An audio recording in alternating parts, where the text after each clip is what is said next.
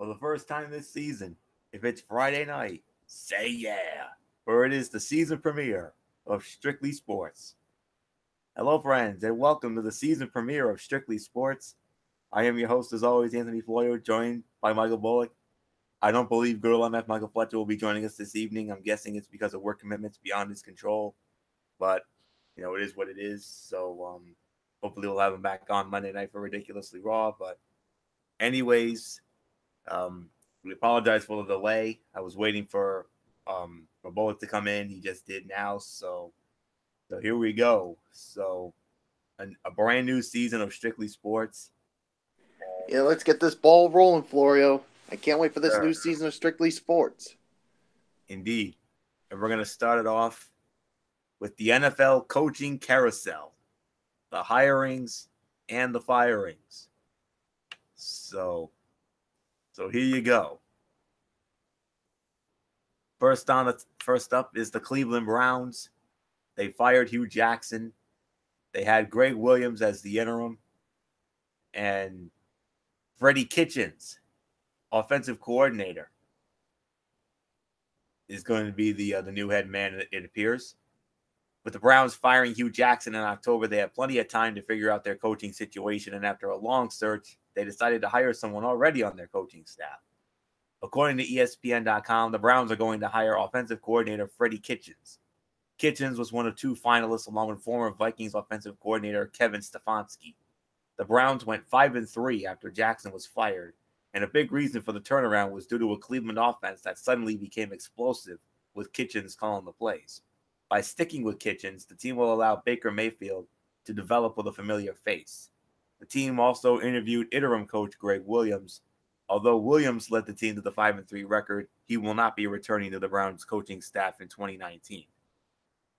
New York Jets fired Todd Bowles, and they have hired former Miami Dolphins head coach Adam Gase. After making the decision to fire Todd Bowles, the Jets have decided to replace him with a very familiar face in former Dolphins coach Adam Gase. Gase interviewed with multiple teams over the past 10 days after being fired by the Dolphins on New Year's Eve. During his 3 years with the Dolphins, Gase went 5-1 against the Jets. The Jets' job was a popular one. For one, former Packers coach Mike McCarthy reportedly said that the Jets' job was the only one he would be interested in landing this offseason. Baylor coach Matt Rhule was also reportedly interested in the job, but backed off after GM Mike Maccagnan said Rhule wouldn't be able to put together his own staff. The Jets also showed some interest in former Buccaneers offensive coordinator Todd Monken. As for Bowles, he was fired after leading the Jets to 3 straight last-place finishes in the AFC East, including an ugly 4-12 finish this year.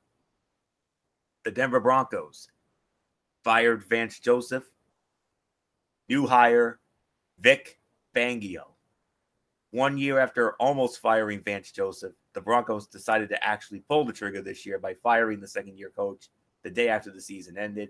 Although the Broncos struggle on offense under Joseph, they decided to roll the dice on another defensive coach by hiring Bears defensive coordinator Vic Fangio. Fangio could end up dealing with the same problems that Joseph dealt with. And the biggest problem is that John Elway hasn't been able to find a quarterback since Peyton Manning retired. Steelers offensive line coach Mick Munchak was the other finalist for this job. Fangio will head to Denver after leading a Bears defense that surrendered fewer points in 2018 than any other team in the NFL. Cincinnati Bengals, Marvin Lewis, finally done after 16 years. Their likely hire, Zach Taylor. After 16 years on the sideline, Marvin Lewis is finally done in Cincinnati, and it looks like the Bengals already have their eye on his replacement. According to ESPN.com, the Bengals are hoping to hire Rams quarterbacks coach Zach Taylor. Of course, the problem with that is that Taylor isn't allowed to be hired until the Rams season is over, which means the Bengals could be waiting until February to make a hire if Los Angeles makes a run to the Super Bowl. The Bengals have already interviewed multiple in-house candidates, including offensive coordinator Bill Lazor, special teams coach Darren Simmons, and special assistant Hugh Jackson. Chiefs offensive coordinator Eric Bieniemy has also been mentioned as a strong candidate for the job. As for Lewis, he had been with the Bengals since 2003 and compiled a record of 131, 122, and 3 during his time with the team. At one point under Lewis, the Bengals made the playoffs in 5 straight seasons. However, Lewis will mostly be remembered for the fact that he didn't win a single playoff game during his time in Cincinnati, going 0-7. Jacksonville Jaguars. Not getting fired, Doug Marrone and Dave Caldwell. Despite an ugly 5-11 season, the Jaguars decided not to cut ties with Coach Doug Marrone. After the team season finale, Jags owner Shad Khan announced that Marrone and general manager Dave Caldwell will both be returning for the 2019 season, although it sounds both guys will be on a short leash. Keeping Marrone makes a lot of sense, and that's mainly because he's just 1 year removed from leading the Jaguars to an AFC Championship game appearance. In 2018, Marrone had to deal with an ugly season where 6 different offensive linemen were placed on injured reserve. Andrew Norwell, Cam Robinson, Will Richardson, Brandon Linder, and Josh Walker. The biggest thing Marrone needs to figure during the offseason is who his quarterback is going to be heading into 2019. MF's Miami Dolphins, they fired Adam Gase, and they're targeting Brian Flores. The 2018 season was a struggle for the Miami Dolphins, and the day after the season ended, team owner Stephen Ross responded to that struggle by firing Adam Gase. Like the Jets, it appears the Dolphins are going to try and hire a former division rival to fill their coaching vacancy. According to NFL.com, the Dolphins are targeting Patriots defensive coordinator Brian Flores to replace Gase. Of course, the Dolphins won't be able to make the move until the Patriots are eliminated from the playoffs, because league rules prohibit the hiring of a coach on a team that's still alive in the postseason. Baltimore Ravens, John Harbaugh expected to stay. Although the Ravens have committed to Harbaugh for the 2019 season, he's being listed here because he's in an odd situation. For one, the two sides have yet to discuss a new contract. Harbaugh's current deal expires after the 2019 season, and NFL coaches rarely go into a season as a quote-unquote lame duck, which means the two sides will likely need to hash something out soon if Harbaugh is going to stay. Also, it's still possible that Harbaugh leaves.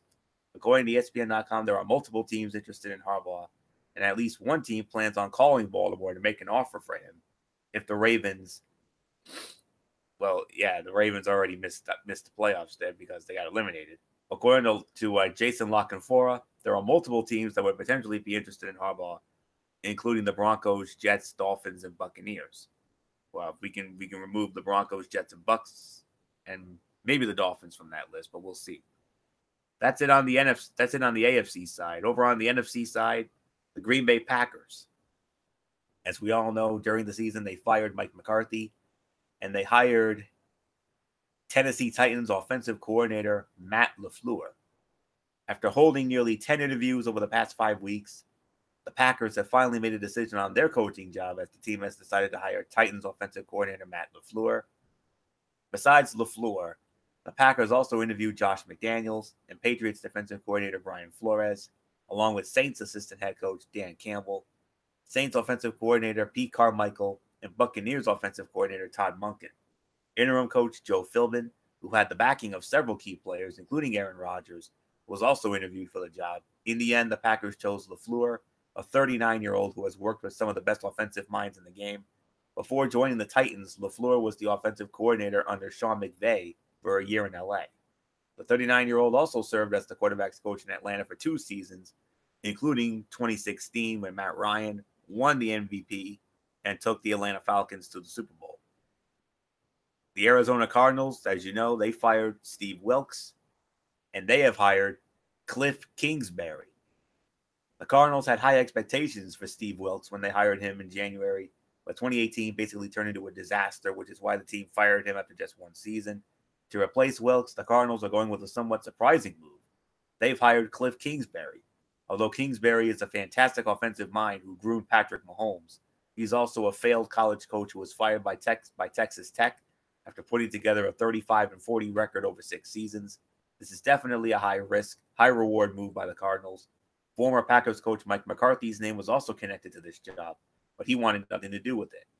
Jason La Canfora reported that McCarthy made it known that he was going to pass on any offer from the Cardinals, even though the team was willing to give him full control. Tampa Bay Buccaneers fired Dirk Koetter, and they hired Bruce Arians. Koetter was dumped after just 3 years in Tampa Bay in a move that wasn't a total surprise, and that's because the Bucs finished the season at 5-11, which left them in the NFC South cellar for the 2nd straight year. After firing Koetter, the Bucs immediately set their sights on former Cardinals coach Bruce Arians, who they officially hired on who they officially hired on Tuesday. Although there were a total of 8 jobs open this offseason, Arians made it clear that he was only interested in 2 of them, the job in Cleveland and the job in Tampa Bay. A big selling point for Arians is the fact that he has a previous relationship with Bucs general manager Jason Licht, who was a member of Arizona's front office during Arians' first season as coach in 2013. The hiring of Arians means that Jameis Winston will now be playing for his 3rd coach in 5 years when the 2019 season kicks off. And that is all. So those are your coaching hires and firings and the whole 9 yards. So yeah, some of these, I'll be honest, I don't know most of these guys, but I love the Arians hiring. I mean, Bruce Arians is a former coach of the year, even though he was an interim coach when he won it, when he took over for Chuck Pagano in Indianapolis when he had the leukemia scare. But Arians is a great mind, and he's joining the Bucs after spending this past season in the broadcast booth over on CBS, doing a wonderful job with Greg Gumbel and Trent Green and Melanie Collins. And I assume it'll be back to Gumbel and Green for next season with Collins on the sideline. But anywho, Arians to the Bucs, that is a great hire. Cliff Kingsbury to Arizona. I mean, he is a great offensive mind, and we saw what he did with Patrick Mahomes. And barring, any mental writers and voters, Patrick Mahomes will likely be the NFL MVP this year. But he was good. He was solid, but not overly spectacular at Texas Tech, I'll be honest. But we'll see. He's a great offensive mind. I know State of Sorrell is very high on him, not just because of his abilities, but because he's a good-looking guy, obviously. But, it is what it is. Matt LaFleur to Green Bay. I don't know much about this guy, but I'm kind of surprised. I mean, I thought Joe Philbin did a solid job with Green Bay. I mean, they easily could have rehired. They could have pulled the interim tag off of him. And obviously, a lot of the players were very high on him as well, including Aaron Rodgers.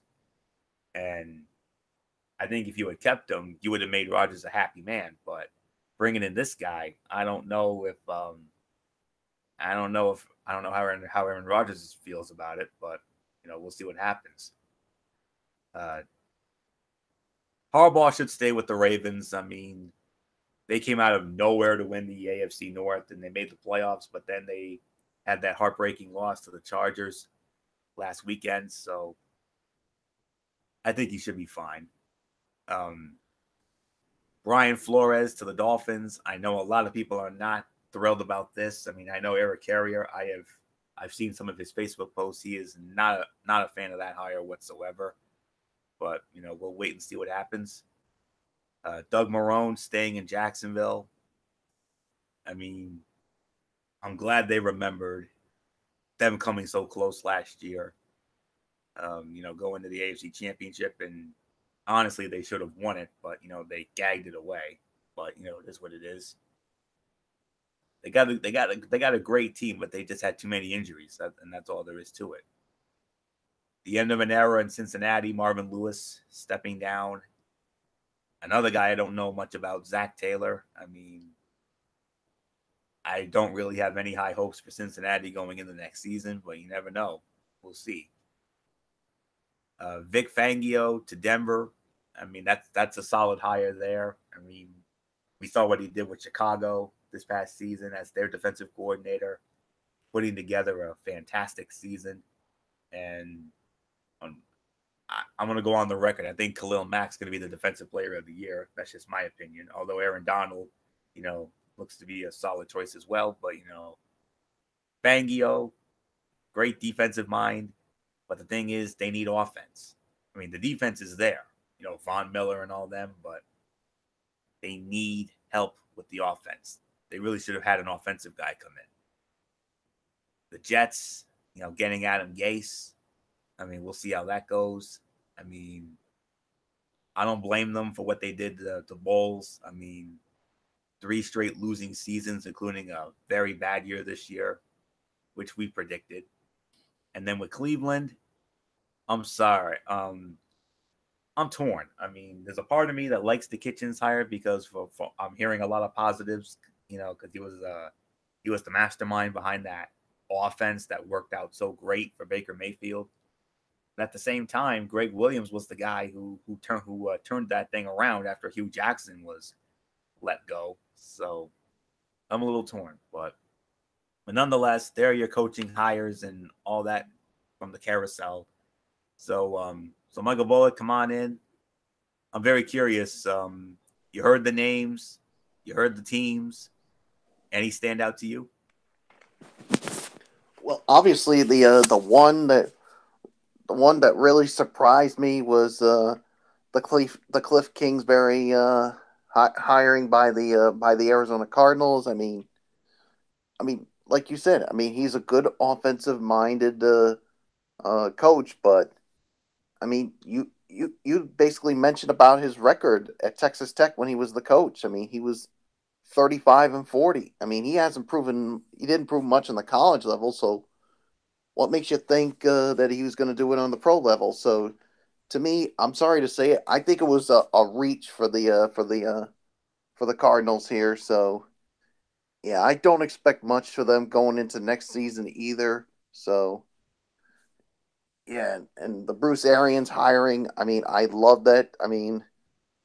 Yeah, two-time coach of the year, of course, in 2012 when he was actually the interim coach of the Indianapolis Colts, like you mentioned with not Bruce Arians, Chuck Pagano battling leukemia, and then of course winning coach of the year with the Arizona Cardinals in 2014.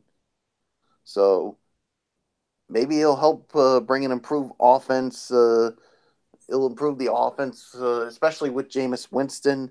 So who knows? Who knows? We'll definitely wait to see how that all plays out. So, and Vic Fangio going to Denver. That's going to be interesting to see how that goes because they did bring in a defensive minded coach a couple of years ago in Vance Joseph, and yeah, Vance Joseph only went 11-21 in his 2 seasons as the coach of the Broncos, and look what happened now. He's gone. So yeah, and I did see the post about Brian Flores becoming the next Dolphins coach, and I did see the post of Eric Carrier, and he is not too happy about this decision. So, but the thing is, you got to give it some time. Whenever he does become the coach, you never know. He could definitely help out that make that defense of the Dolphins maybe even better. So just calm down, Eric Carrier, and just give this guy a chance. And you know what? If it doesn't work out, then I wouldn't be surprised to see the Dolphins can him as well. So, and as far as with those who stayed, John Harbaugh. I'm glad he's still around.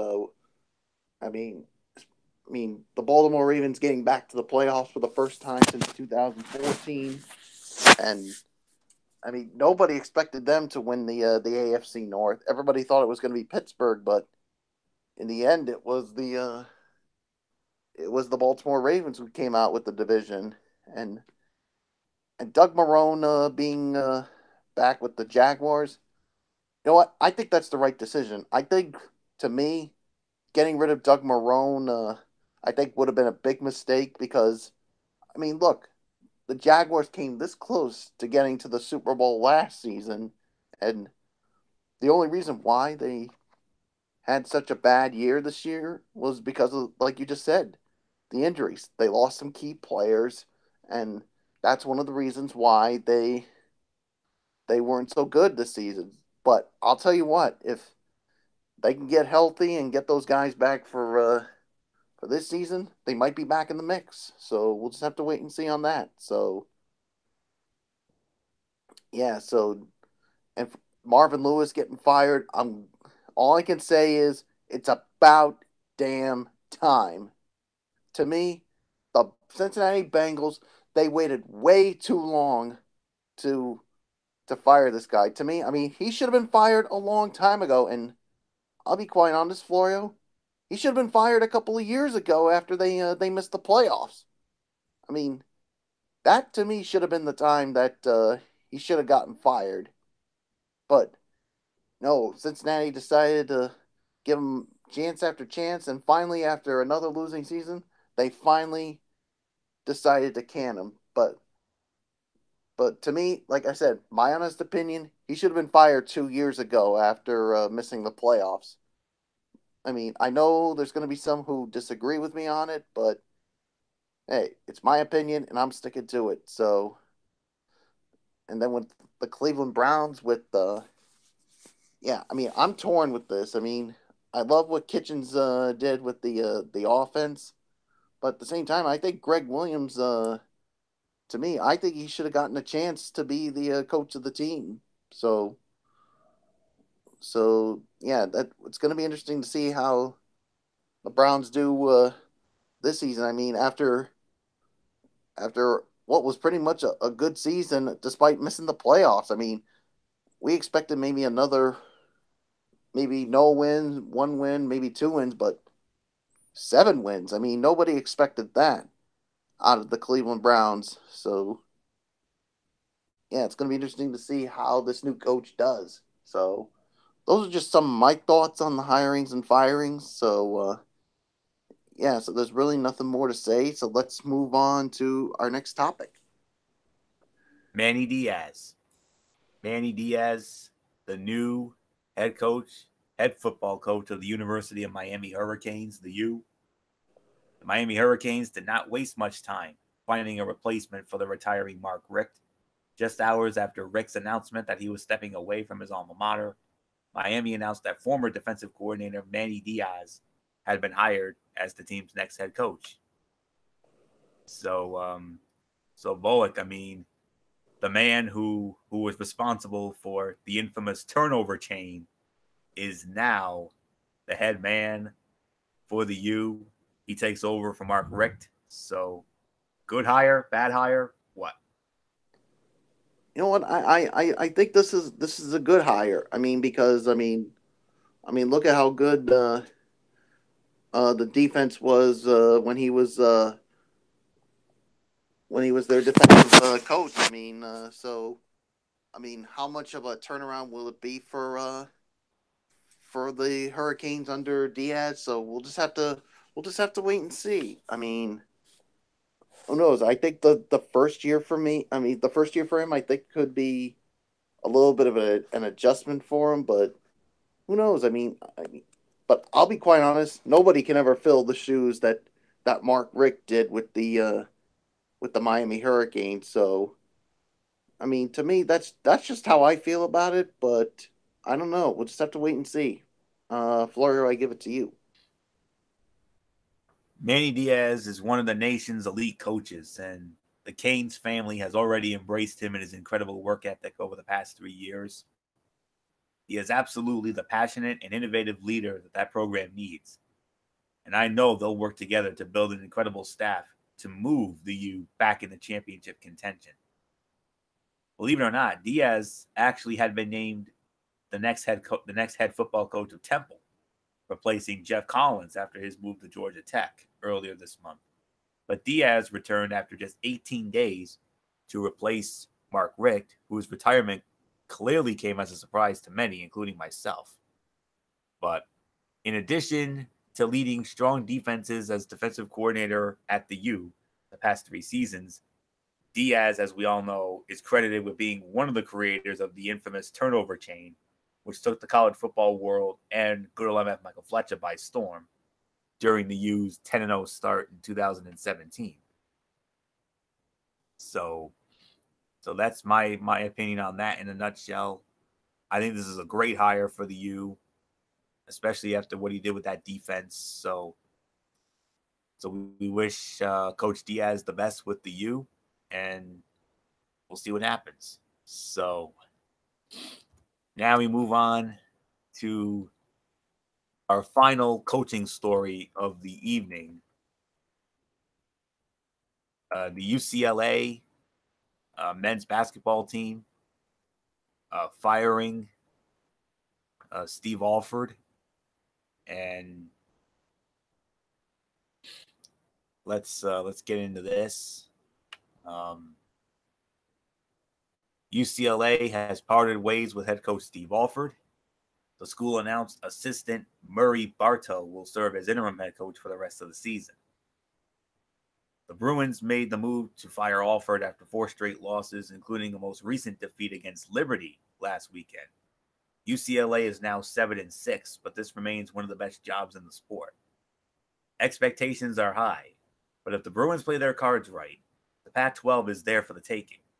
The conference has had a lackluster start to this season, and no Pac-12 teams are currently ranked.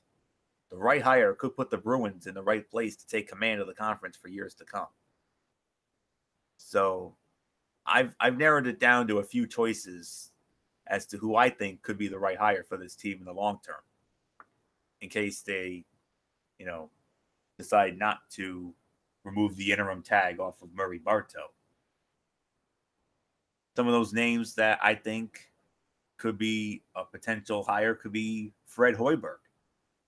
I mean, Fred Hoiberg spent 5 seasons in Ames with Iowa State, and that program went 115-56 under Hoiberg, and he took them to the Sweet 16 of the NCAA tournament in 2014.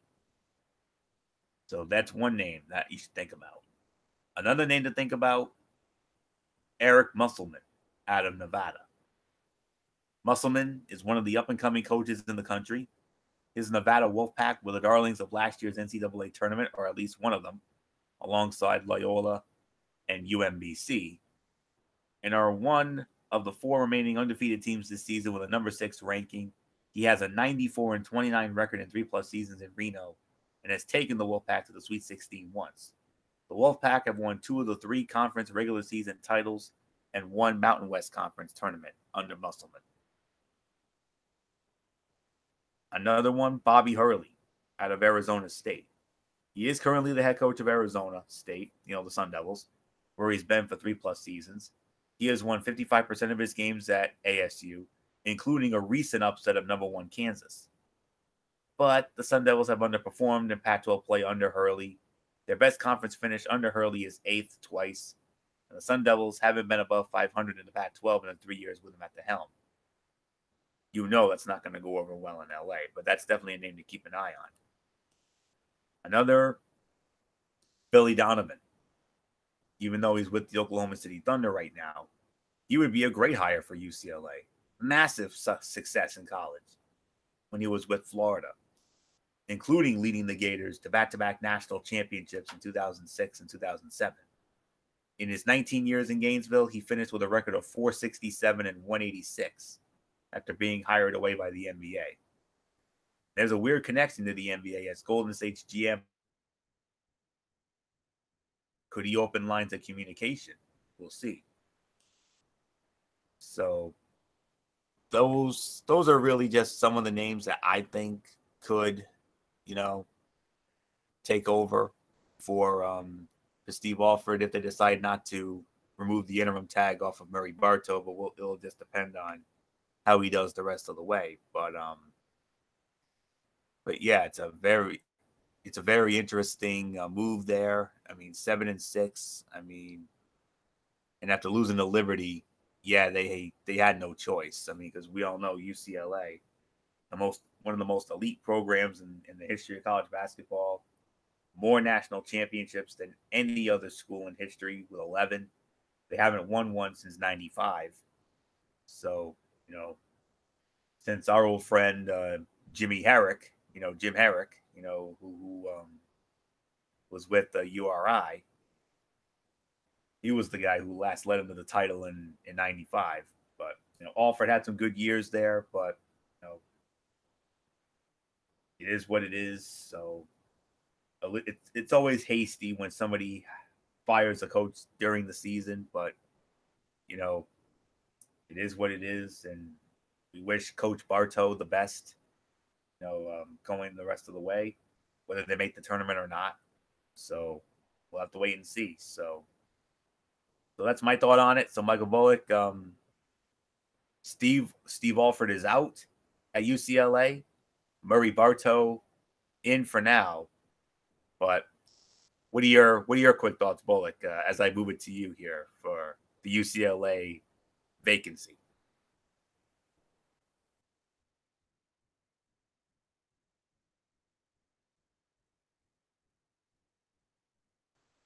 Bullock, are you there?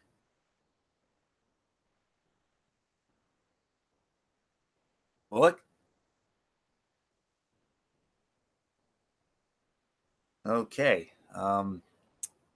Yeah, we lost them. So yeah. So just bear with me for one moment.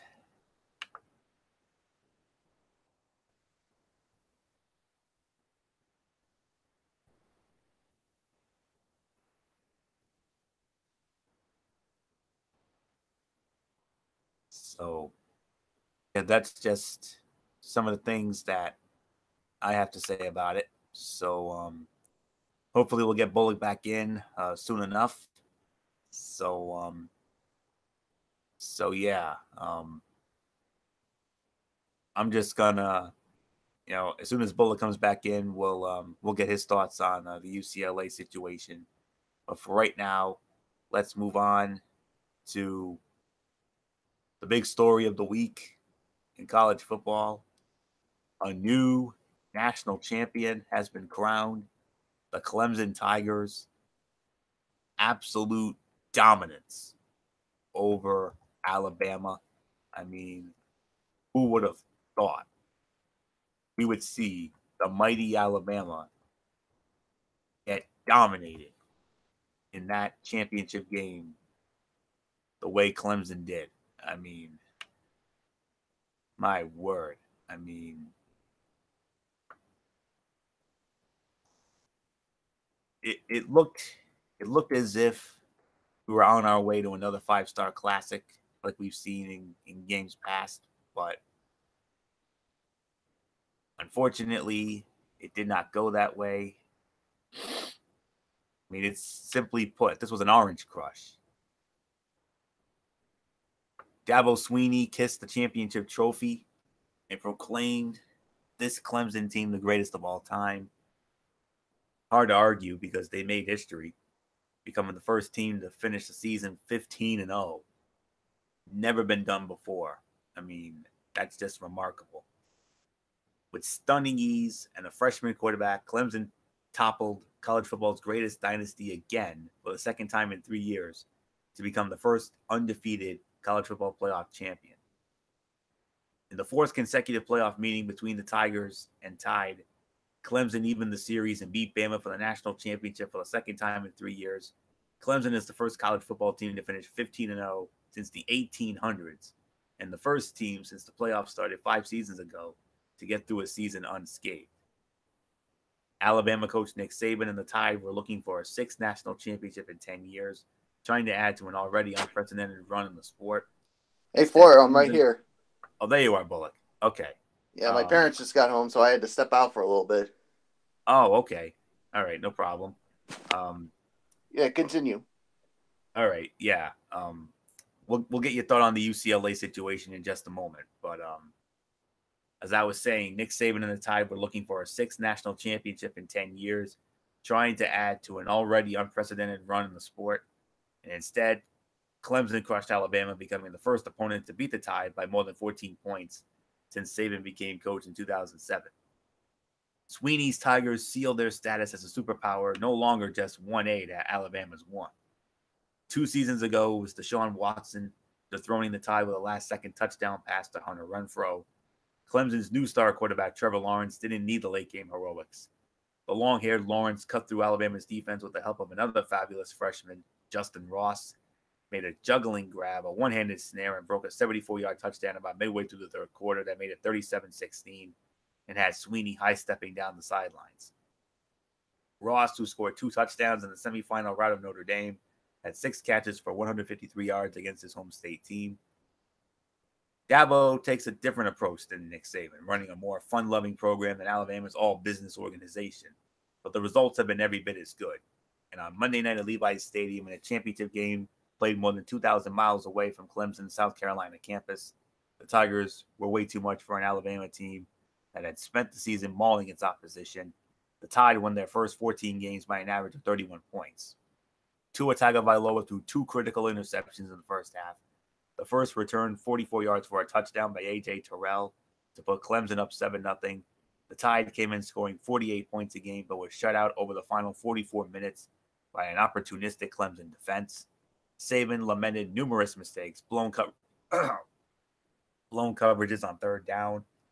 Clemson was 10 of 15. Stalled outs in the red zone and special teams mishaps, including a fake field goal that flopped on the first possession of the second half.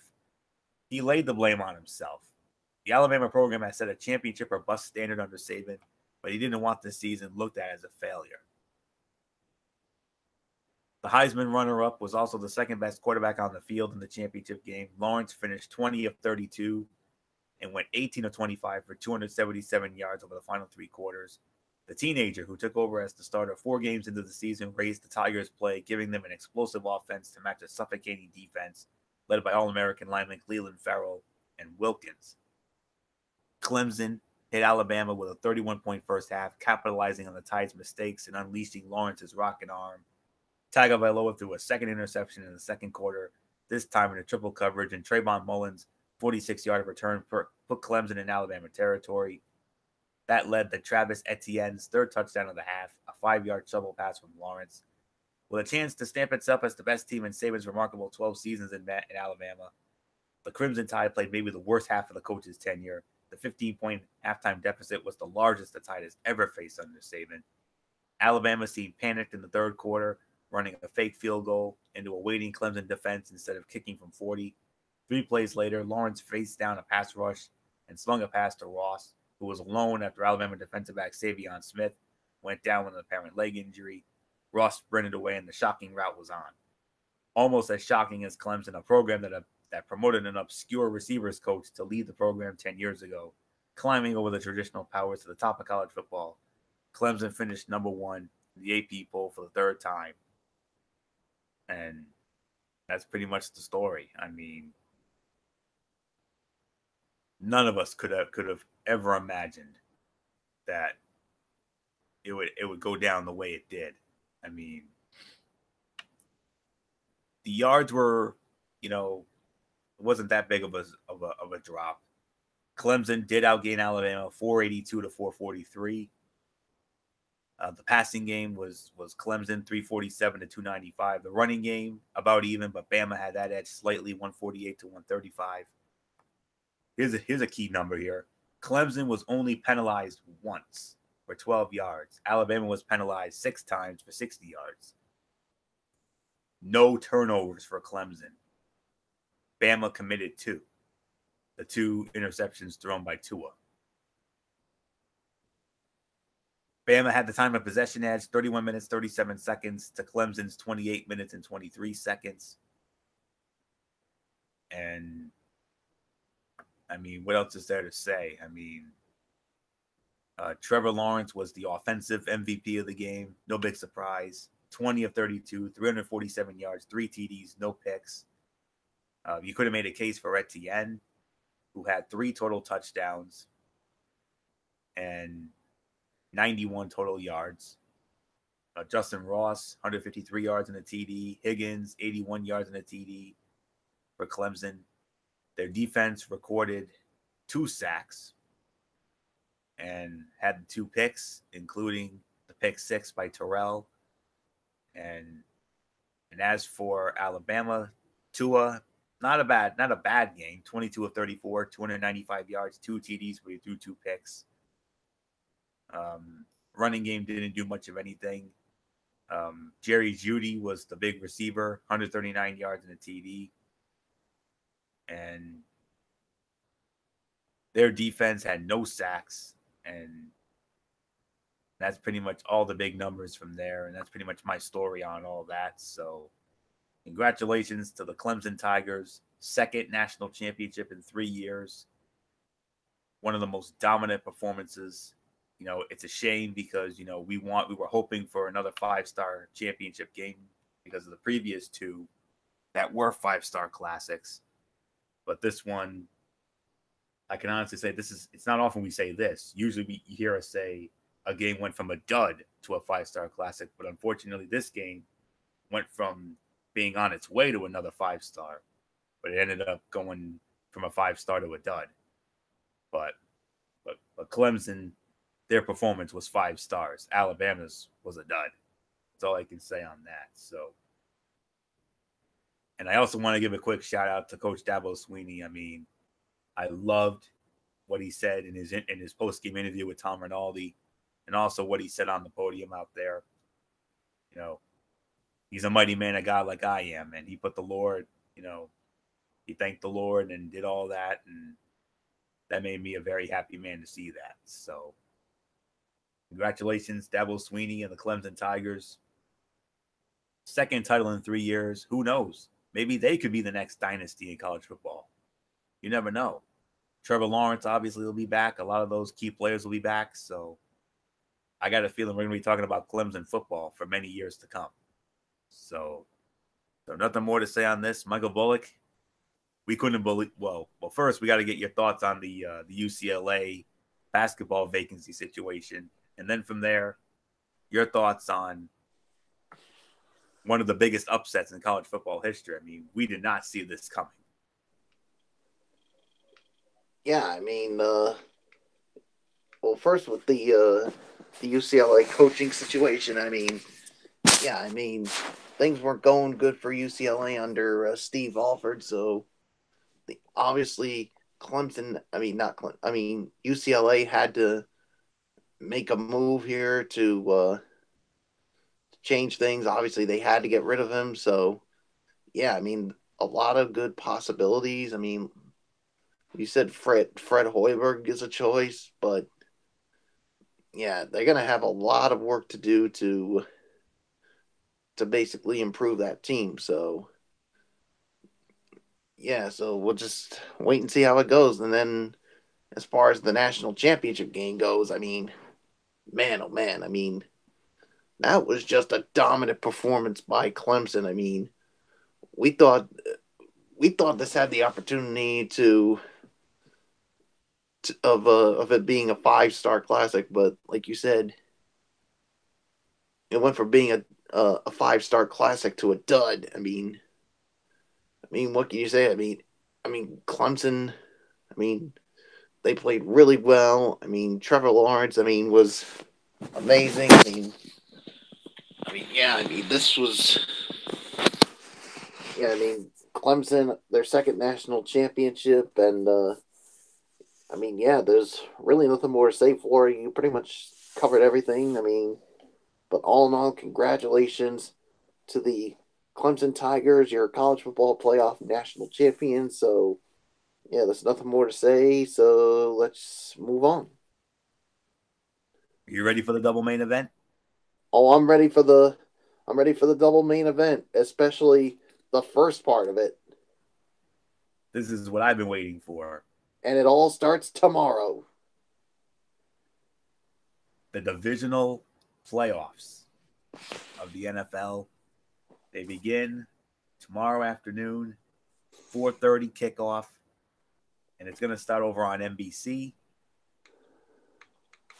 We have the AFC divisional playoff with the number 6 seed, the Indianapolis Colts, squaring off against the number 1 seed, the Kansas City Chiefs. Arrowhead Stadium in Kansas City. And on NBC, you know who's working this, as always. Al Michaels, Chris Collinsworth, Michelle Tafoya. They will be at Arrowhead for this one. Spread favors the Kansas City Chiefs by 5 to 5.5. They have met in the playoffs 4 times. And the Indianapolis Colts won all 4 times. 1995 divisional playoff at Arrowhead, Colts won 10-7. 2003, another AFC divisional playoff at Arrowhead, Colts won that one 38-31. 2006 wild card game in Indianapolis. Colts won that one 23-8 en route to Super Bowl 41. And most recently, they met in what many, including myself and MF, we should know, we covered it. The greatest wild card game of all time when the Indianapolis Colts defeated the Kansas City Chiefs at Lucas Oil Stadium in 2013, 45-44. So it's a 4-0 stranglehold for the Indianapolis Colts when it comes to the playoffs. The Chiefs have not beaten the Colts at home since 2004. A 45-35 shootout at Arrowhead. So that is the history here. So I'll take this for a spin here, seeing that, it would have been my turn anyway, because I led off on the UCLA situation. Bullock would have, gone with the Clemson thing, but I got into it. So I'll start this one off here. So the Chiefs don't want to talk about the 28-point lead they blew after halftime to Andrew Luck and the Colts in a playoff game 5 years ago in Indy. They don't really want to talk about last year's 18-point collapse in the second half at home to the Titans, or the fact that they're 0-6 in home playoff games since Joe Montana won one for them a quarter century ago. They're focused on a Colts team that has won 10 of its last 11 and maybe the hottest number 6 seed in playoff history. Patrick Mahomes makes his first playoff start, but after a 50-touchdown, 5,000-yard passing season, it's hard to believe anything phases this young man. Yet the Colts ran for 200 yards against a tough Texan defense last Saturday and should be able to find plenty of room to run against a much more permissive Kansas City D. Kansas City, however, is just north of a 75% favorite. There should be plenty of offense in this game as Mahomes and Luck combined for 89 touchdown passes this regular season, 50 for Mahomes, 39 for Luck. The most in any quarterback matchup in postseason history, according to the Elias Sports Bureau. While the Colts defense has been better as of late, ranking 5th in the NFL in efficiency during their 10-1 stretch, Kansas City has the edge, according to FPI. Number 1 offense in terms of efficiency at 85.1, and the league leader in total QBR in Patrick Mahomes at 81.6. The matchup to watch, Marlon Mack versus the Chiefs front 7. The Kansas City defense ranked number 27 versus the run during the regular season, giving up 132.1 yards a game. Look for the Colts to lean on their power running game with Mack, block down and pull. The idea here is to control the line of scrimmage, eat clock, and limit possessions from Mahomes. Let those big boys go to work up front. The Colts have been the NFL's stingiest defense since week 7, giving up an average of 16.4 points a game over that span. But they also haven't faced a team with the scoring ability of Kansas City. The Chiefs are first in the league in yards per game, 425.6, yards per play, 6.84, and points a game, 35.3. But the opportunity to run the ball will be there for the Colts, as the Chiefs were 31st in the league, 5 yards allowed per carry, which would keep Mahomes on the sideline. It wouldn't be shocking if the Colts won, but the Chiefs get the slight edge because they're playing at home. Few road teams have been able to run up the score against the Chiefs at Arrowhead, where the home team allowed 18 points a game this season, 6th best in the NFL. The Chiefs are second in sack rate, 10.5%, and third in interception rate, 4.1%. That's enough defensive goodness to beat Luck and the Colts at home. Now, I know Bullock and I are going to disagree on this, because during our Raw chat the other night, Bullock went on the record and he told me he made a bold prediction, and we're going to get to that in a minute. But I know all the numbers favor Indianapolis, and they really do. And I know Kansas City is terrible at home. I know they haven't won a home playoff game since Joe Montana, took care of them 25 years ago or so. But I'm going to channel my inner Lou Brown from the Major League movie. I believe this team is due. I believe the Chiefs are due. Would I be surprised if Indy won? Absolutely not. There's a great chance they could do it again. But this Chief team has been so fun to watch. And Patrick Mahomes has, since the season opened all the way back in September. And when he had those big games, those early big games against LA and Pittsburgh, I mean, that's when we knew this kid was something special. And I think that kid is something special. So I'm sorry, Bullock. I got to disagree with you on this one. I know you're going to go with Indy here, and that's fine. But I got a feeling KC is due. I think this is where they'll finally break the jinx here. I got Kansas City winning this one. It's going to be a high-scoring game. It's going to be a 5-star classic. It's going to be a shootout. Kansas City wins it. I'm going to say 34-30, Kansas City over Indianapolis. Nothing more to say on this. Michael Bullock, I mean, when we had our Raw chat Monday night, you made the bold prediction to go with Indianapolis to win. I know you're not going to change your mind on it. Why do you think Indy's going to steal one at Arrowhead? Well, here are some things. And the number one thing that really comes to my mind, I mean, their defense is not all that good. I mean, yeah, you had the sacks, but there are some times they have some, they give up some big plays. And the thing is, Eric Berry, who just returned, he re-injured his heel and is questionable, and there's a chance he may not be able to go. So that secondary could be something that Andrew Luck and T.Y. Hilton and some of their other receivers can attack. And that offensive line of the Colts is good enough to really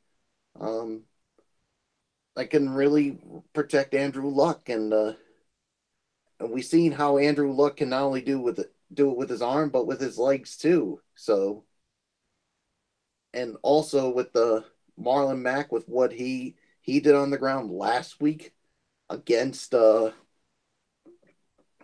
Texans, and I mean, don't get me wrong when it comes to Patrick Mahomes. I mean, he had a phenomenal first year as a starting quarterback. I mean, probably going to win the MVP, no doubt about it. But the thing is, Florio, this is his first start in the playoffs.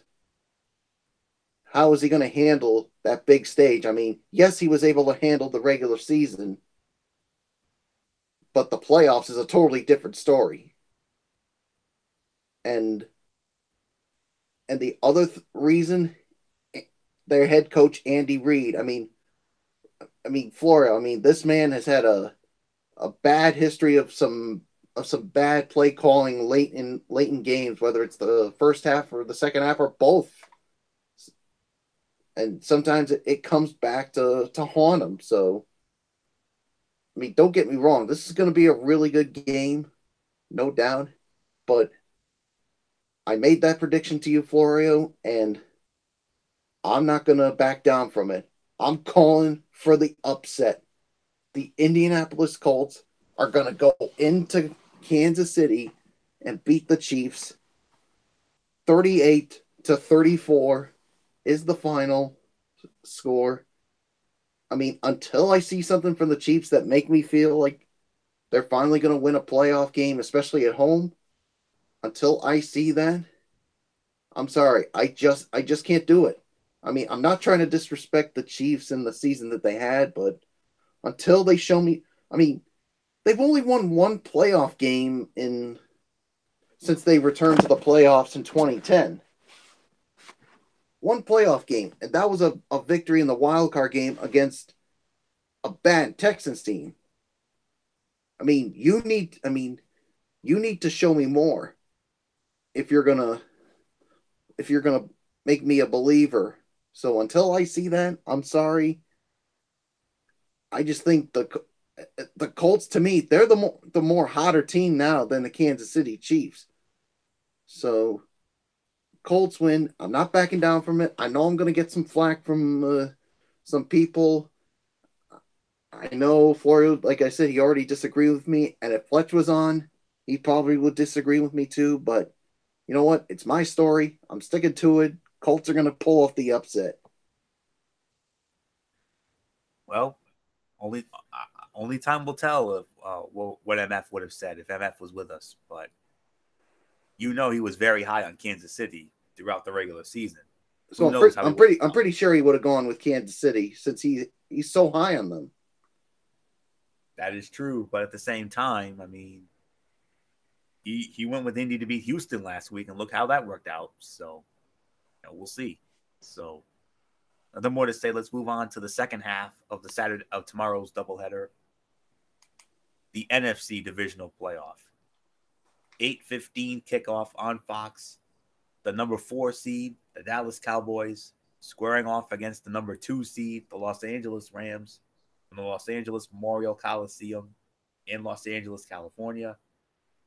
Joe Buck, Troy Aikman, Aaron Andrews, Chris Myers will be there. Get this, Bullock. I mentioned this to you during our Raw Chat Monday night. I'm going to mention it to you again and for everybody watching here. This is going to be the 9th time the Cowboys and the Rams will be meeting in the postseason. I'm pretty sure that's got to be more than any other playoff matchup in history. They've met 8 times in postseason history before. The first was in 1973. That was an NFC divisional playoff in Dallas. Cowboys won 27-16 in Dallas. 2 years later, in 1975, they met again, this time in the NFC Championship game. That was in Los Angeles, and the Dallas Cowboys won that one by a 37-7 beatdown. 1976, they met again, another divisional playoff, and it was the Rams finally getting on the board. They defeated the Dallas Cowboys 14-12 in Dallas. 1978, another meeting, NFC Championship game, Los Angeles Memorial Coliseum. Another dominant performance by the Cowboys, 28-0. 1979, they met again. This one, an NFC divisional playoff in Dallas. Rams pulled the upset 21-19 en route to Super Bowl number 14 for the Rams before losing to the Steelers. 1980, an NFC first round playoff game in Dallas. Cowboys won that one 34-13. 1983, they met again, another first round playoff game in Dallas, and the Rams came away with the win 24-17. And their most recent playoff meeting, a divisional playoff in 1985 in Los Angeles, all Rams all the time. Rams put up a 20-0 beatdown in Dallas. So there's your history. 4-4. So nothing more to say here. Michael Bullock, we started with you, but before we do, I forgot to mention the Rams are opening up as 7-point favorites. So the Rams are a touchdown favorite against Dallas. So the Bullock, Cowboys, and Rams, I'm going to be honest with you. All 4 of these games have potential to be 5-star classics. All 4 of these games make for what I consider to be, if all goes well, this could be the greatest divisional playoff weekend in the history of the divisional playoffs. And Bullock, you think Colts and Chiefs are going to be fun?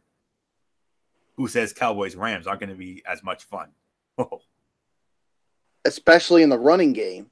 I mean, you got two of the premier backs in the NFL right now, and Todd Gurley and Ezekiel Elliott. So, oh man, I mean, that's going to be fun to watching those two when they're carrying the football. And I mean, yeah, and who knows? Maybe the Ezekiel Elliott. I mean, he could be a problem for the Rams. I mean, especially with some of the things he can do, and that's going to be a challenge for Wade Phillips as defensive coordinator. So, yeah, I mean, and of course Dallas, they've won 3 playoff games in 22 years, and they haven't won a road playoff game since January of 1993. And we all know they haven't reached the NFC title game since the 1995 season, losing 5 straight times in the divisional round. I mean, we all thought, Florio, that 2016 was going to be their year because they had the number one seed. They were 14-2. They were at home. And what happened? Oh, Mr. Aaron Rodgers did what he always does in the postseason. American hero. Yeah, and he was that. In Dallas, even though Dallas Cowboy fans certainly want to forget about that. Jared Cook. Yeah, Jared Cook with that unbelievable catch to pretty much put him in field goal range, and then Mason Crosby put it in and put him in the NFC title game.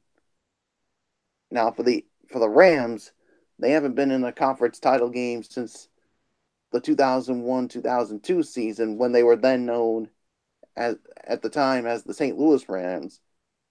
And of course, they ended. Yep, the greatest show on turf. We can't forget about that.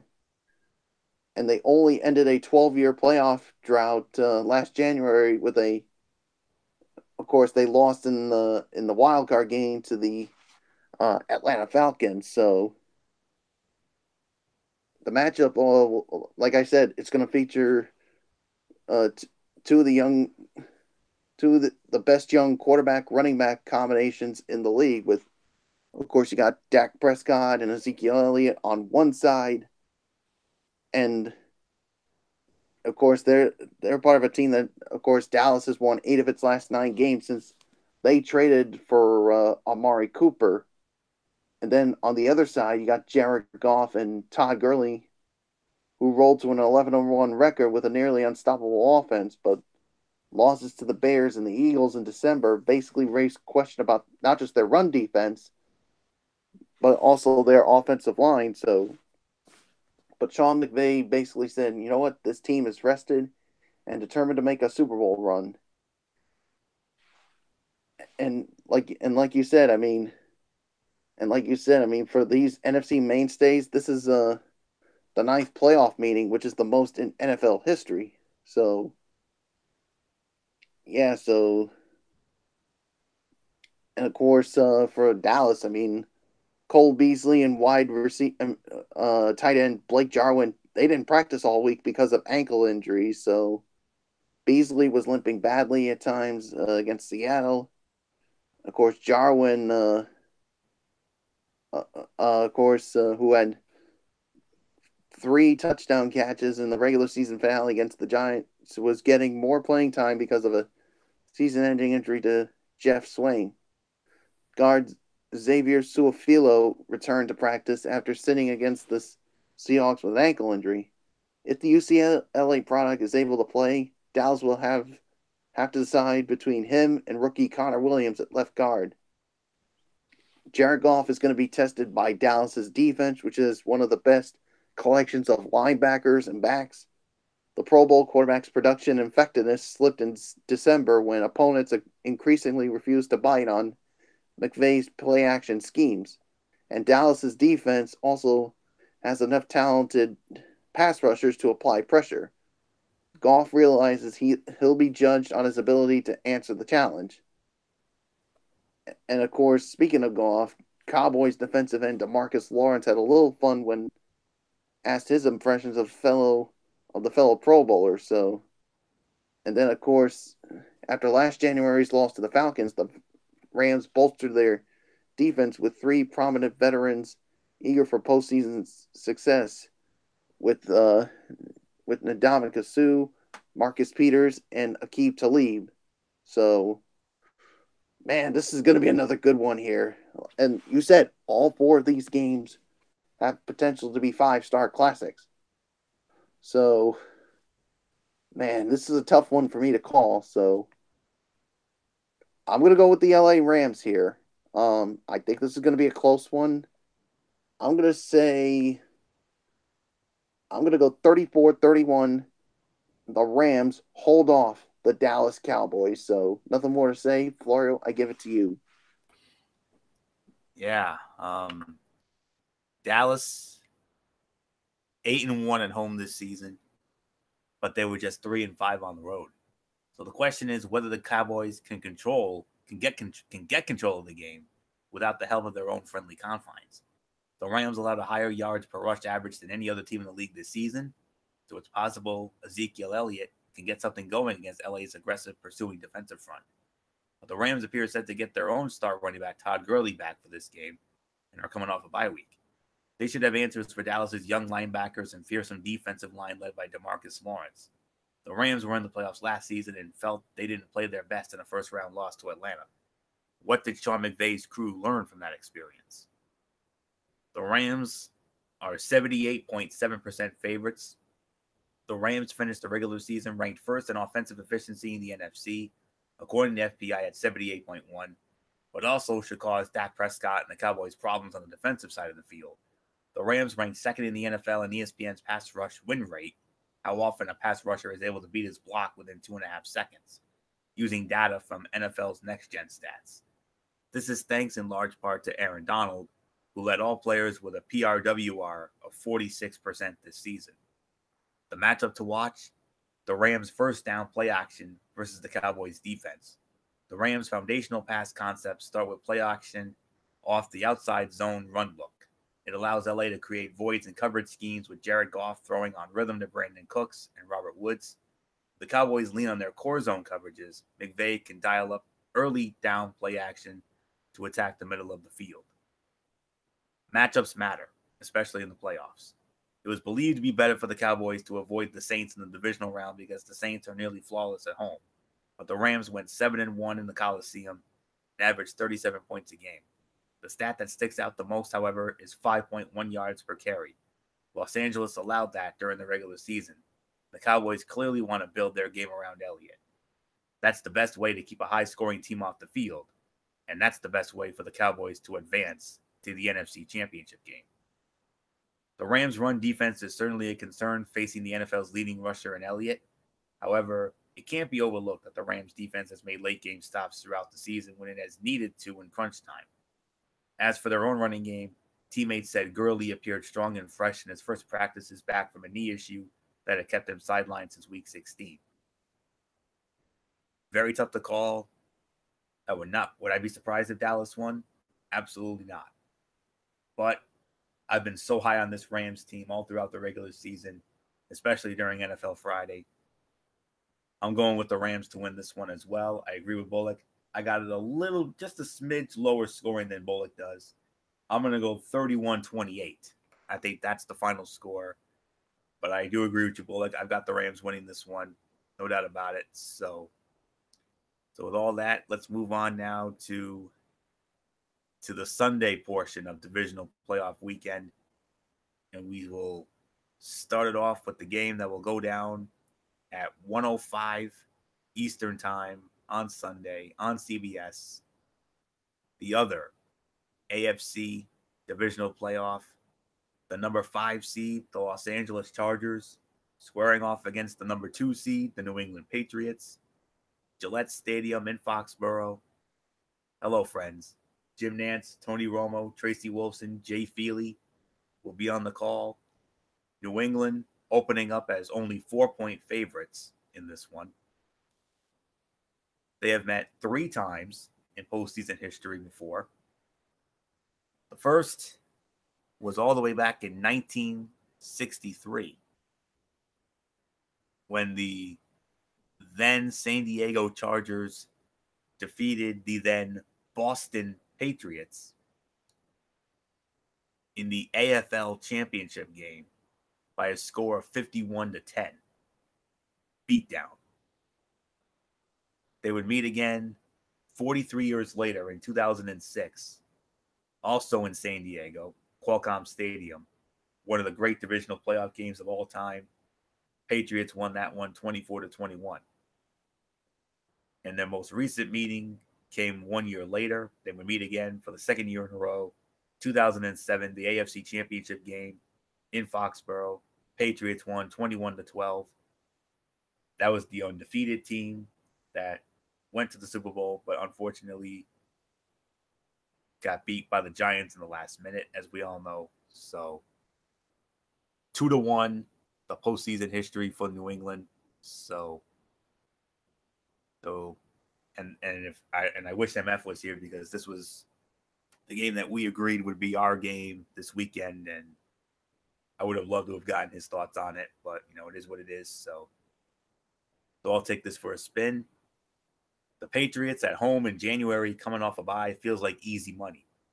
Philip Rivers is 0-7 in his career against Tom Brady.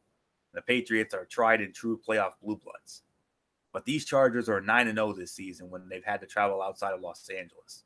Flying to Baltimore last week, back home Sunday night, and back to New England this week might bother some teams, but it's not likely to make much difference to Anthony Lynn's Road Warriors. Will Chargers defensive coordinator Gus Bradley have an ingenious new game plan to combat Brady in the New England running game, as he did last week against the Ravens? And what aspect of the Chargers' diverse offense will Bill Belichick scheme to take away? And maybe now or never for Rivers, who has his best team in years and a chance for a sweet late career addition to his legacy. New England is a 65% favorite. The Patriots are the smallest favorite in this round, according to FPI, but are also the only team to go undefeated at home this regular season. New England finished fourth in offensive efficiency, 78.4, and second in defensive efficiency, 80.5 at home, according to FPI. Philip Rivers was second in the NFL in QBR in road games during the regular season at 81.3 and posted a 78.3 at Baltimore in the wildcard round. The matchup to watch, Bill Belichick versus Philip Rivers. Let's keep an eye on the coverage schemes and rotations Belichick draws up to limit Rivers' ability to throw intermediate cuts off high-low concepts. In the Chargers playbook, Rivers can work two-level reads inside, which puts defenders in conflict, and that leads to open windows. New England's linebackers and secondary must take away his ability to make high-percentage throws with Keenan Allen and Mike Williams on inside breaking routes. The Bolts will have to play a near-perfect game on the road to earn a victory. However, with a veteran coaching staff and two edge rushers, Joey Bosa and Melvin Ingram, who can pressure Brady, the Chargers have a chance to pull off the upset. The key for the Chargers will be limiting mistakes and scoring touchdowns on offense. The Patriots allowed 4.9 rushing yards a play during the regular season, tied for third worst in the NFL, which bodes well for Melvin Gordon. New England also allowed 59 passing plays of 20-plus yards in 2018, so the Chargers receivers should create some explosive plays down the field. The Patriots defense has been a different unit at home, where the team is 8-0, and that will ultimately be the difference maker against the Chargers team that is dominant outside of Los Angeles County. The Patriots are well rested and healthy coming off the playoff bye, and players felt like Wednesday's full pads practice was an important one for them to ramp things up for a physical game. Meanwhile, the Chargers are banged up in some key spots, running back for one, and will be making another flight across the country after playing in Baltimore last Sunday. And all these games are tough to call. I'm not going to kid you. Another potential upset can happen here. Absolutely. There is a chance for the Chargers to pull one out here. They could steal one here. But with the experience and the history of the New England Patriots, especially at Gillette in the playoffs, I've gone on record many of times, Gillette Stadium, in my opinion, is the absolute toughest place to win an NFL football game anywhere, bar none. And I think that will bode well for the New England Patriots here, especially considering they ran the table this year, especially with how they closed out against Buffalo and the Jets, pounding them both to a pulp. And the fact that the Chargers are coming from the West Coast to the East Coast doesn't bode well for me. Now, if this game was in Los Angeles, I'd have the Chargers all day because New England was absolutely terrible on the road. Don't believe me? Ask Derek Ferrer and watch some of his EDP 445 style videos. But nonetheless, which is not up now. Good. I'm glad to hear that. But anywho, well, it's for a different reason, but we'll get into it off the air. Yeah. But nonetheless, I can't go against the New England Patriots because it always seems that at this time of the year, they always find a way to win. And I think this will not be an exception here. I am going to go with the New England Patriots to win this game. My final score, 27-20. New England over the Chargers, but I would not be surprised if the Chargers were to somehow steal one here. So, nothing more to say. I'm going to give it now to our resident New England Patriots super fan and insider, Michael Bullock. I mean, Bullock, you know this team. You know what this team is. You more than anybody know what this team is capable of at this time of the year, especially in the postseason. They always find a way to win. And on Sunday against the Chargers, I don't expect anything less. And this is where they play their best football when the playoffs come around. And yeah, I mean, when they have a bye week, I mean, the last thing you need is a Patriots team where they have a bye week to basically have an extra week to prepare for whoever they're going to play, and that's the LA Chargers. And of course, I mean, history bodes well for them because they've had some success in the playoffs. And I mean, you go back to the divisional round in 2006 when they traveled to San Diego to face the Chargers, when the Chargers were the best team in the NFL. And I mean, that to me at the time was the best game that year of the divisional weekend. And when the Patriots went in and stunned the number 1 seed San Diego Chargers, which ultimately and led to the firing of Marty Schottenheimer.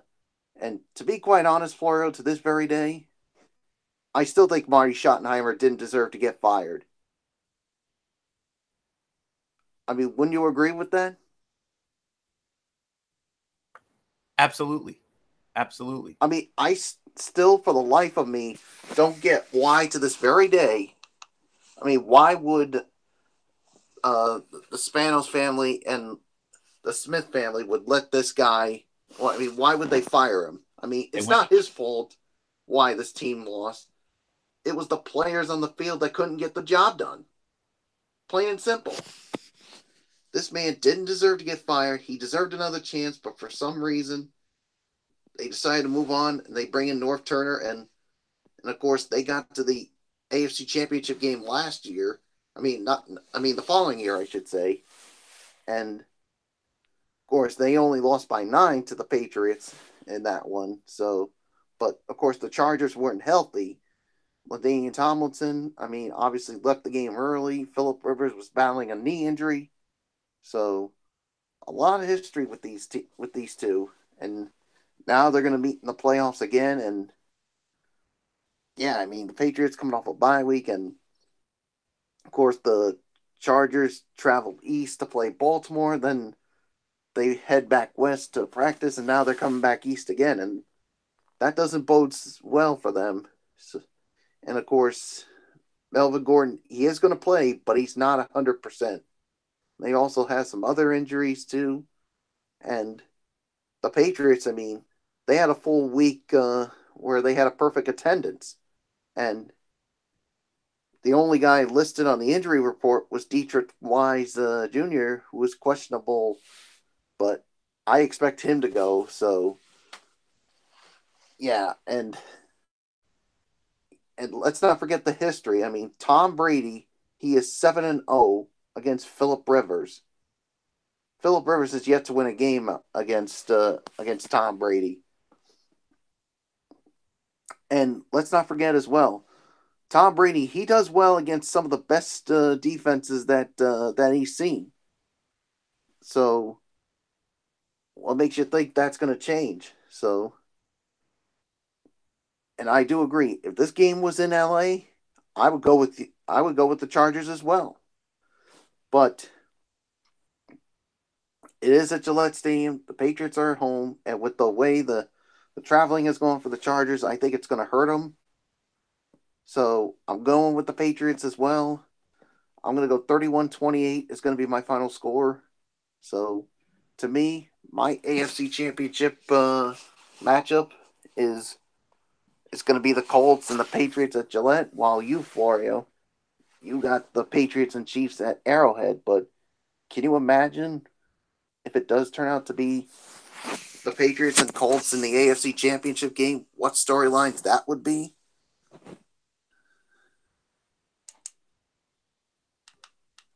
I mean, imagine that, Florio. Yes, I know. I mean, the whole Deflategate saga. yep. And very... of course, Josh McDaniels doing a 180 on the Colts, and going back to the Patriots after we all thought that Josh McDaniels was going to take the head coaching job at Indianapolis. Well, we'll see. We'll see. We'll find out by the end of the week if that does happen. So let's move on to the final game of divisional weekend. The other NFC divisional playoff matchup. The number 6 seed, your reigning and defending undisputed Super Bowl champion Philadelphia Eagles, squaring off with the number 1 seed, the New Orleans Saints, the Mercedes-Benz Superdome in New Orleans. That's a 4:40 kickoff on Sunday. Kevin Burkhardt, Charles Davis, Pam Oliver, and Peter Schrager will be on the call for that one. And New Orleans opening up as 8-point favorites. These teams have met in postseason before. They met 3 times. 1992, they played a wild card game in New Orleans. Eagles won that one 36-20. 2006, they met in the divisional round in New Orleans. Saints won that one 27-24. And their most recent meeting was 2013, wild card game in Philadelphia. Saints won 26-24. So it's a 2-1 edge for New Orleans. And don't forget, Bullock, they also met in the regular season back on the day of the Survivor Series, November the 18th. And it was all New Orleans in that one, 48-7 beatdown. So they're your storylines here. So the Bullock, I mean, since that 48-7 beatdown, the Eagles, what can you say? They're starting to play like those Super Bowl champs of a year ago, especially because of Nick Foles. But here's the thing. They're going into New Orleans. Saints were unbeatable there this year. Drew Brees and company. Man, who you got here? Yeah, I mean, I think this is going to be a different game from what we saw a few weeks ago, where, yeah, like you said, the Eagles got embarrassed by the Saints, and of course, because now you got Nick Foles as the starter, and yeah, it looks like the Eagles are playing like that Super Bowl championship team that we saw last season. But like you said, they're going to be going into the dome. That's going to be it's going to be fired up, and a Saints team that's been really playing well this season, especially offensively with Drew Brees, a man who could be in the running for the MVP, but we all know it's going to be Pat Mahomes. But I just think it's going to be too much for Philadelphia to handle. So to me, I'm actually going to go with the New Orleans Saints to win this one. I'm going to say 38 31 is going to be my final score. So, Florio, I give it to you.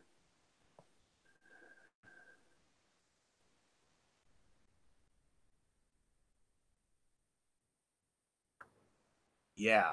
To get to last year's Super Bowl, the Eagles had to win 2 home playoff games. To get to this year's big game, Nick Foles and company have to win 3 road playoff games. 1 down and 2 to go, with the help of a Soldier Field upright. But this week's trip to the Superdome may be the toughest test yet. They'll see a rested Saints team that finished in the top 5 in the league in rushing and passing offense for the second year in a row. If the Saints' offensive line can keep the Eagles' defensive front from wrecking the game with a pass rush, Drew Brees should have plenty of time to pick apart Philadelphia's decimated secondary. New Orleans would be wise to build a big lead, though. Based on the past 2 postseasons, the last thing you want to do is put the ball in Foles' hands late in a close game. New Orleans opening up as 81% favorites. They are the biggest favorite of the weekend, thanks largely to their offensive prowess at home this season. Brees posted a league-leading 89.7 total QBR in home games this season, the second highest since ESPN began tracking QBR in 2006.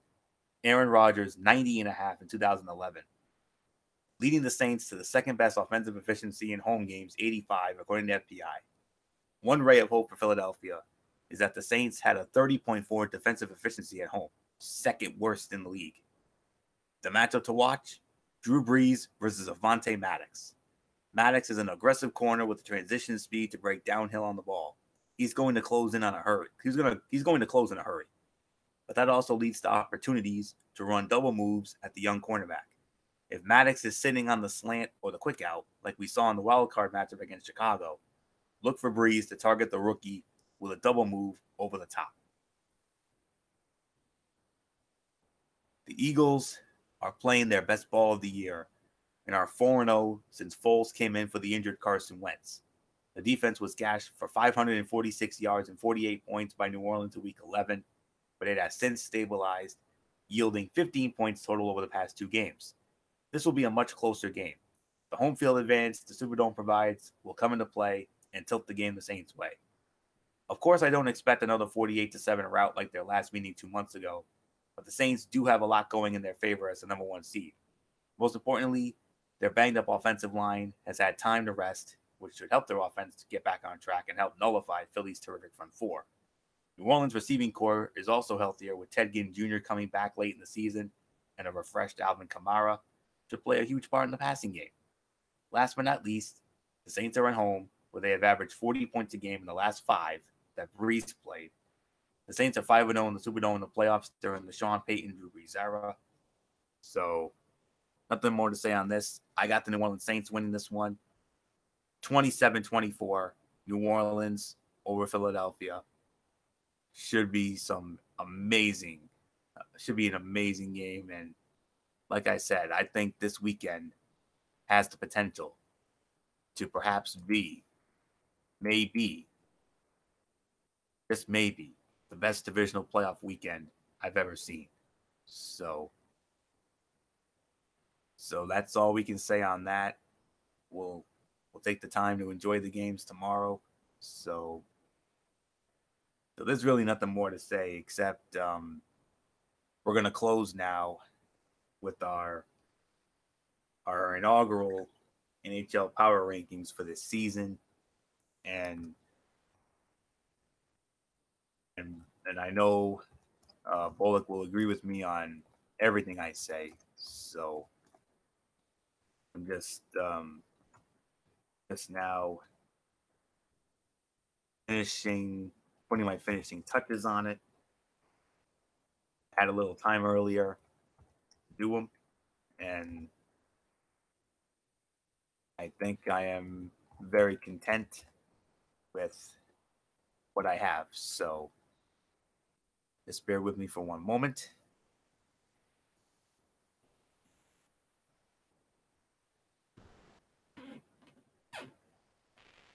Okay, hold on.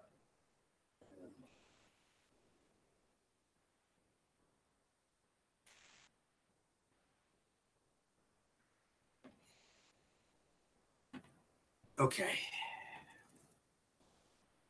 All right, we're all set to go. So let's start it off at number 10 with the Calgary Flames. Calgary Flames come in at number 10 on my rankings. They won. Okay, I might have to put them a little bit higher now. Some of these results have changed, so I might have to make an indemnity here. So, oh yes, I'm definitely gonna have to make an amendment here. All right. Yeah, they should be a little bit higher than where they are. I didn't know they were playing tonight. I didn't know they were gonna win. So, all right, I'm gonna have to move them up a little bit. So, I'll figure that out. So, actually, I'm gonna move them up. So, my number 10 is actually the Boston Bruins. Boston Bruins coming in at number 10, 7-3 in their last 10. They lost their last game. They lost to the defending Stanley Cup champion Washington Capitals. They're second in goals against. They're third in power play. They are 10th in penalty kill, 17th in goals scored, and they are just about dead last in penalty minutes. Since the start of the year, they won the Winter Classic against Chicago at Notre Dame Stadium 4-2. And they also have wins over Calgary, Buffalo, and Minnesota. But they did lose to Washington. Our next rankings are not going to be for a while. Well, actually, yeah, it probably won't go down for several weeks because of course, some big events coming up, like NXT TakeOver and the Royal Rumble, the Super Bowl, the whole nine yards. We're probably looking at maybe February the 8th. Will probably be our next NHL Power Rankings, because I know next week we'll probably be doing NBA, and then those two big events after that. So they'll be playing against Toronto, then they'll host Montreal, at Philadelphia, home to St. Louis, home to the Rangers, and that'll pretty much take it to the All-Star break, and we'll just park it there. So yeah, I'm definitely high on Boston, no doubt about it. So I'm just gonna park it there. So as I say, so really nothing more to say on that. So I'm just gonna move on to my number 9, and that is the Toronto Maple Leafs. Toronto Maple Leafs, pretty much in the same boat as Boston, but here's the thing: they're 7-3, but they won their last game. So, by the way, Boston 25-15-4 on the year with 54 points, third place in the Atlantic. Toronto second in the Atlantic, 28-13-2, 58 points. They lead the league in penalty minutes. They're fourth in goals scored and against, eighth in power play, and 14th in the penalty kill. Since the start of the year, they lost to Minnesota, won against Vancouver, lost to Nashville, and won at New Jersey. They host Boston in a huge game tonight. Then they host Colorado. Then they go to Tampa.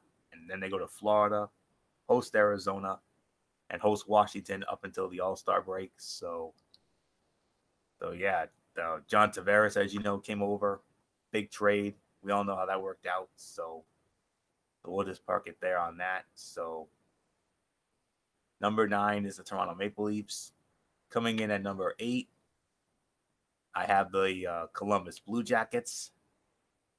Columbus Blue Jackets. Actually, I'm gonna swap here. I'm gonna put Columbus in at number 9, and I'm gonna put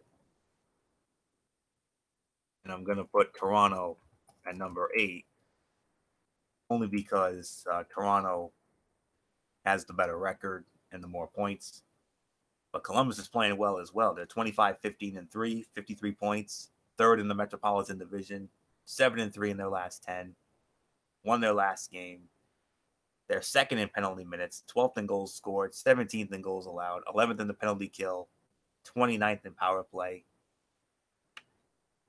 Since the start of the year, they lost at Carolina, won at Florida, lost at Tampa, and a big win over Nashville on Thursday. They're at Washington, then they host the Rangers, and then they host New Jersey, they host Montreal, and then they go to Minnesota, and that'll take them up to the All-Star break. So yeah, John Tortorella doing some good things for Columbus.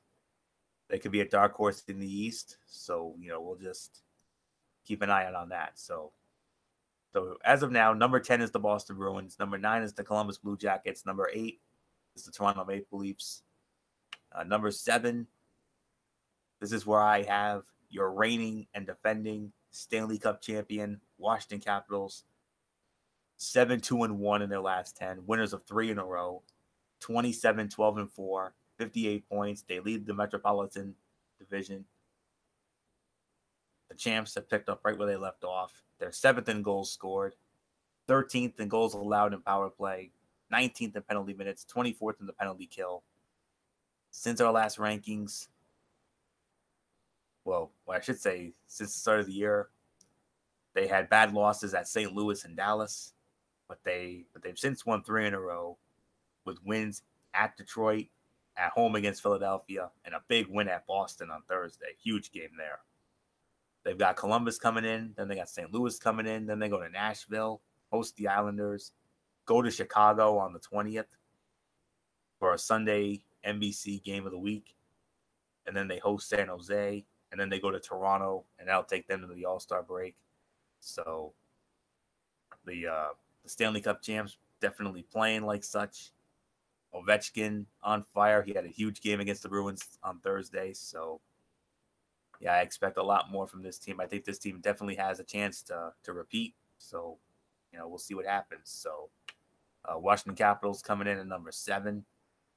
My number 6, this is now where I have the Calgary Flames.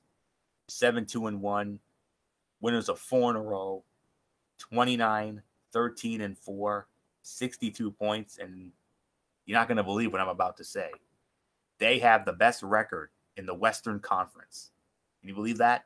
The Calgary Flames lead the Western Conference. Something that I haven't seen this team do in 30 years. And it's been 30 years since they last won the Stanley Cup. That was in 1989. It's probably the best record they've had since that team. Lanny McDonald and that infamous mustache. Oof, love it. 3rd in goals scored. They're 12th in the power play, 15th in goals allowed, 19th in penalty kill, 23rd in penalty minutes. Since the start of the year, they won at Detroit, a tough luck loss at Boston on the 3rd. But since then, they've had wins at Philadelphia, win at Chicago, and home wins over Colorado and Florida tonight. They host Arizona on Sunday. Then they go to Buffalo. Well, actually, Buffalo comes in on Wednesday. And then they host Detroit, and then they go to Edmonton next Saturday, and then they host Carolina, and that'll take them to the All-Star break. They are, without a doubt, my biggest surprise this year. I did not have any high hopes for this team, but I never thought I'd be saying that this team is leading the Western Conference. I am shocked. But it's still early. We'll wait and see on that. But for right now, Calgary Flames coming in at number 6. Moving on to number 5. This is where I have your reigning and defending Western Conference champion, the Vegas Golden Knights. They come in at number 5, 7-1-2 in their last 10. They did lose their last one. Tough luck loss. 27-16-4, 58 points. They're 3rd in the Pacific Division. They're 6th in penalty minutes, 7th in penalty kill, 10th in goals scored, 12th in goals allowed, and 17th on the power play. Since the start of the year, home win over Los Angeles, a road win in Anaheim, and then home wins over New Jersey and the Rangers, and then that tough luck loss at home to San Jose on Thursday. They go to Chicago tonight, and then they're at Winnipeg on Tuesday. Then they host Pittsburgh next Saturday, host Minnesota on the 21st, and then they host Nashville on the 23rd, and that gets them to the All-Star break.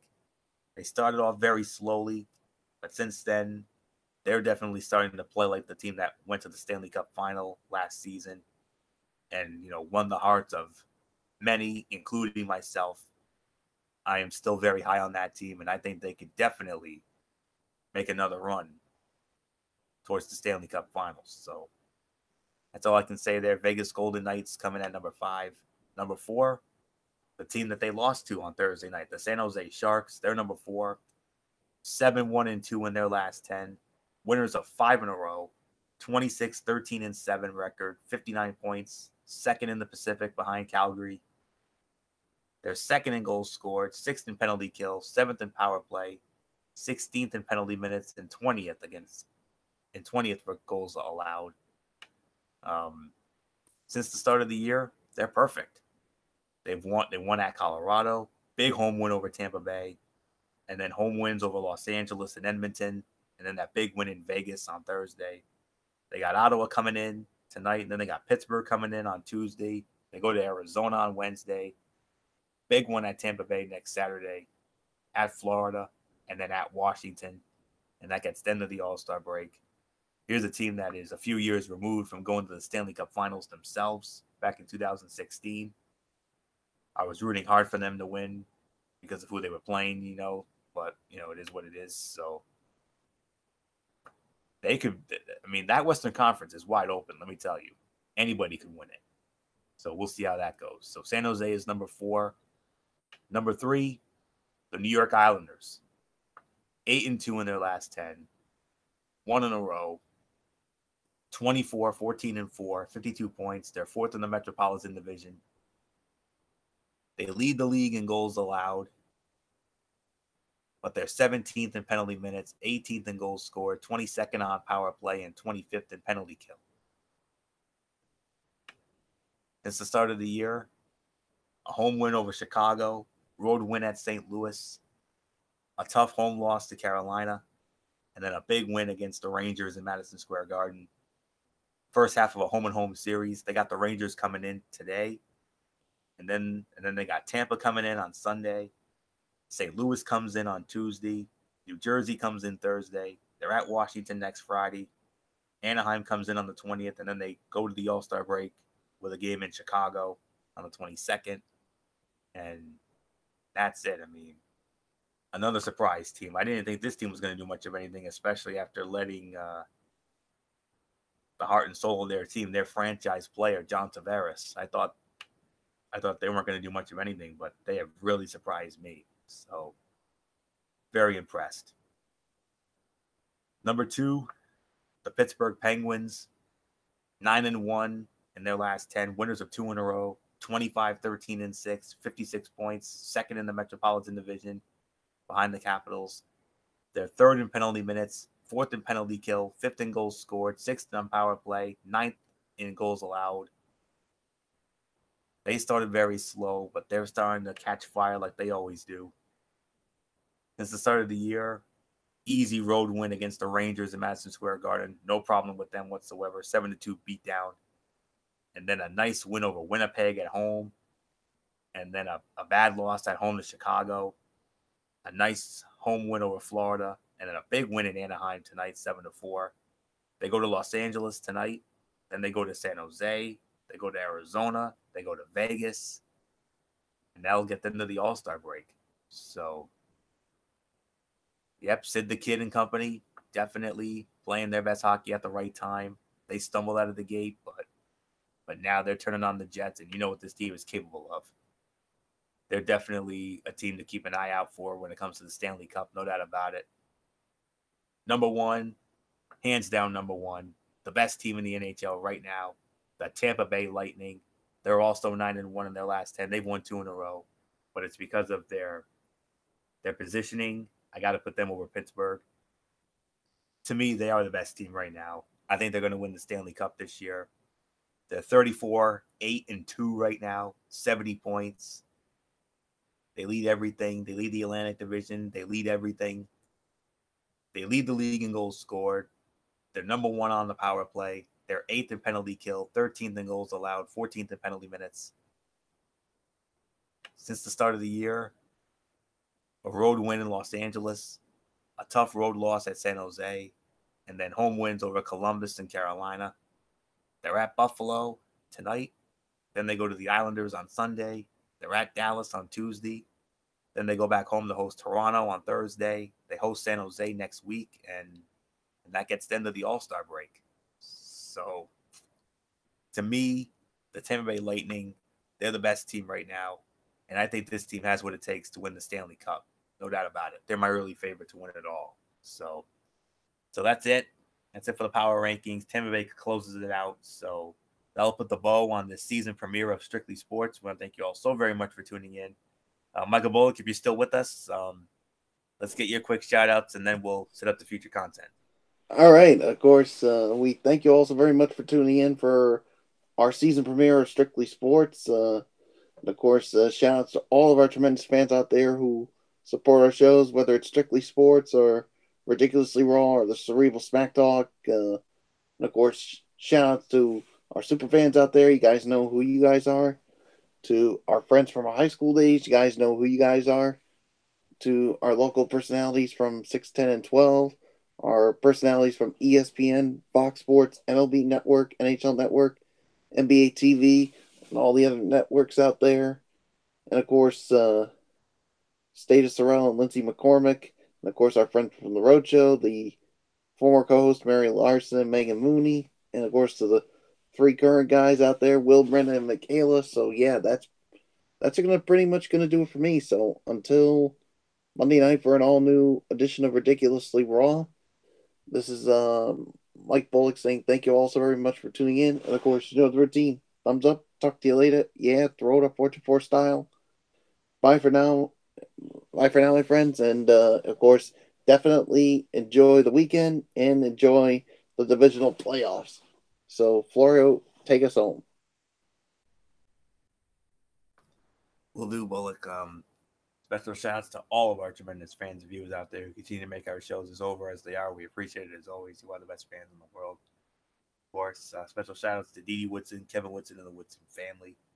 Matt Ward, Jason Hixenbaugh, Daniel Luttrell from the UK, our insiders, our first ladies, Megan Silva, Lexi Calloway, and Kaiser Butler, the crew members, Tommy Souza, Eric Carrier, Jimmy Alden, Al Braderson, and Rob Parsons, good old MF Michael Fletcher, who couldn't be with us tonight because of his work commitments, and of course, Derek Ferreira, who puts it all together every week, and of course, all of our personalities from 6, 10, and 12, our friends over at ESPN, FS1, NFL Network, NHL Network, MLB Network, NBA TV, Lindsey McCormick and Status Sorrell, our friends from the Roadshow, Will Gilbert, Brendan Kirby, Michaela Johnson, former co-host Megan Mooney and Mary Larson. Last but not least, my wonderful friends and church family over at Oasis Grace Ministries, 464 Silver Spring Street in Providence. If you need a church home, check them out. Exit 25 off Route 95. Sunday morning at 9, Bible study. 10:30 Sunday morning service. Wednesday at 7, Bible study. Other things going on. And that's it for that. Monday night, we'll be back with you for Ridiculously Raw. We'll review Monday Night Raw as well as my latest Tony's take on 205 Live and Impact Wrestling as we continue the road to the Royal Rumble. Tuesday, the Cerebral Smack Talk with MF over on Brace Bear 95. Run down SmackDown Live. We'll see if MF has anything in the Mikey's mindset after that loaded one he had this past week. And then next Friday, be back for another edition of Strictly Sports. All I know for the docket is our preview of the AFC and NFC championship games, and of course our first NBA power rankings, and that'll pretty much be it for that. So until Monday night for Ridiculously Raw, it's Anthony Floyo here for Michael Bullock, and in spirit, good old MF Michael Fletcher, Dee Dee Woodson, and Derek Ferreira. You know the routine, everybody. Thumbs up. Talk to you later. Yeah, throw it up 424 style. Bye for now, my friends. God bless. Be good to each other. Have a blessed weekend. And until Monday night for Ridiculously Raw, you've been watching season premiere of Strictly Sports right here on the Tone 25 with YouTube.com. For everybody who's been a part of this one. For now, Anthony Floyo, so long. Bye, everybody. Bye.